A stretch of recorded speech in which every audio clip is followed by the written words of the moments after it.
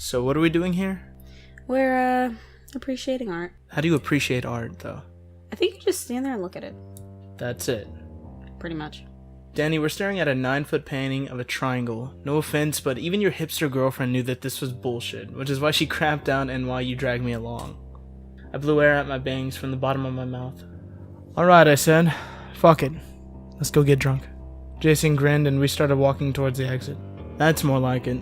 You know that beard makes you look like a douchebag, right? I think it looks manly. And Karen likes it.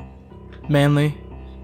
Danny, you look like the kind of guy who owns a special little comb for picking semen out of his beard. How long did it take for you to come up with that one? About as long as it took you to. Whoa, hold on. Look at this one. Jason had stepped in front of a small painting of a face. Shit. Yeah. The painting was of the bust of a woman, and looked like something out of the Renaissance. It was strangely out of place in the modern gallery around us.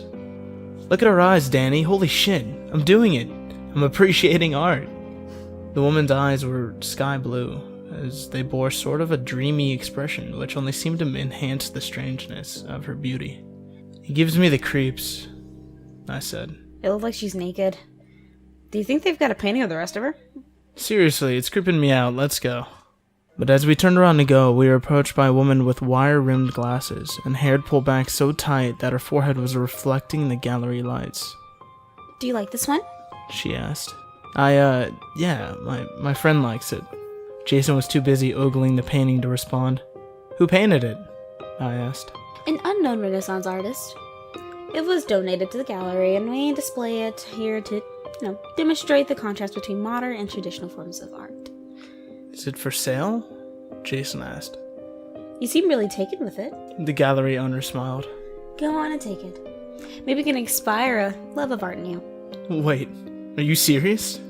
I asked. Jason shrugged and lifted the painting off the wall. Come on, sexy. You're coming with me. I can't believe you brought a painting to a bar. It's called peacocking, Danny. Wedding? It's when you bring something flashy to a bar to attract the attention of women. Sounds like a good idea. You want the girls to think that you're some kind of psycho, right? Shit, that could work. Maybe I can hook up with one of those girls that writes letters to serial killers in prison. Besides, I wanted to look at it some more. I've always had a thing for green eyes. Are you drunk already? She's got blue eyes, dipshit. Dude, get your vision checked. This must be why you're such a shitty driver. You think all traffic lights are blue. I was about to tell Jason what a dumbass he was when a girl walked up to us and interrupted. Cool painting, she said. It's mine. Jason puffed out his chest, perhaps taking the word peacocking a little too literally. I really like the expression in her eyes. The girl went on. So vulnerable. It's like she's really bearing her soul. Yeah, Jason eagerly agreed, but there's something more, like a fierceness. It's beautiful. The girl looked at the painting quizzically. I don't see it, she said. Jason and the girl went on talking while I drained my whiskey and started texting Karen that Jason might have had met a girl and was ignoring me again. He was always like this around pretty girls. He said he fell in love at least twice a day. Eventually they went off to her apartment and I went home to the dorm. I woke up on the couch the next morning with a splitting headache. Jason must have gotten home last night around some time after I passed out, because his coat was on the rack, and as I became more aware of my surroundings, I noticed a powerful burning smell. I jumped up and saw smoke billowing out of the oven. Jason, you fucking idiot, I grumbled. This wasn't the first time he'd stuck a pizza in the oven and then passed out. I switched off the oven and went to pound on Jason's door. Hey, wake up, numbnuts. You literally almost burned us alive again last night. No answer. What a lazy fucker. I turned the knob and saw that he was still in bed, but obviously awake. Hey, idiot, I said. Get up and clean the... But my words died in my throat. As I got closer, I saw the black pool of blood that had spilled out from his mouth, and his eyes were still open. Shit! I ran and shook him, but he was already ice cold. When the ambulance got there, they took him away in a bag. They asked me if I knew what had happened, but I couldn't answer. I just kept going over the same thing in my mind. Jason had brown eyes, I was sure of it, but when I found him lying there, In a pool of his own blood? His eyes had to be green. The next week was a blur for me. I numbly floated through the days. People's consolations and pitying looks were just mundane platitudes that could not reach me. The university had a memorial service for Jason. They printed out a big version of the picture from his student ID and placed it next to the arts building so people could come and pay their respects. I went the long way around the building to avoid seeing it. I didn't want to be reminded of what had happened, but I couldn't hide it. I couldn't hide from it forever.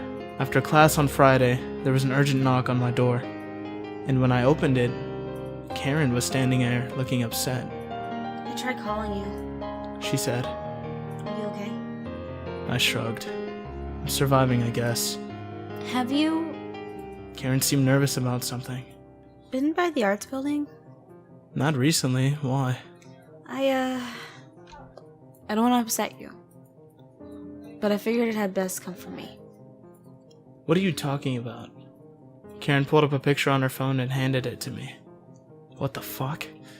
It was Jason's picture by the art building, but someone had gouged out the eyes and sprayed a big X over his face.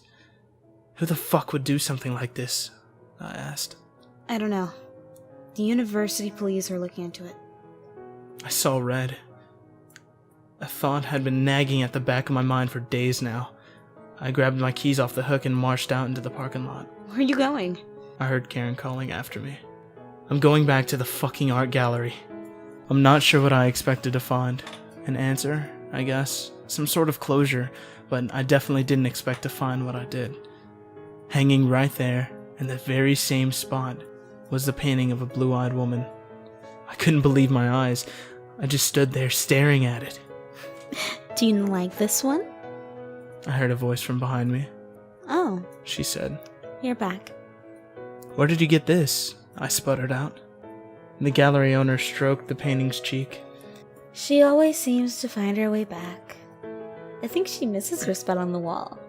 I felt something in me break. My emotional numbness was replaced by a flood of anger. I grabbed the woman's collar and yanked her towards me. I know it was you, I said, shaking her. I know what you did. Are you going to hurt me? She asked, her eyes moving over the painting, and I followed them. The painting's eyes were a brilliant shade of green. I gasped and let go of her collar, and she watched as the eyes slowly changed back to blue. The gallery owner straightened her shirt. I don't decide who she goes home with. She said softly. She does. I started to back away slowly, and the gallery owner watched me. I could have sworn the painting was watching me too as I turned around and ran. When I got home, Karen was waiting for me, worry written all over her face. Danny, what's going on?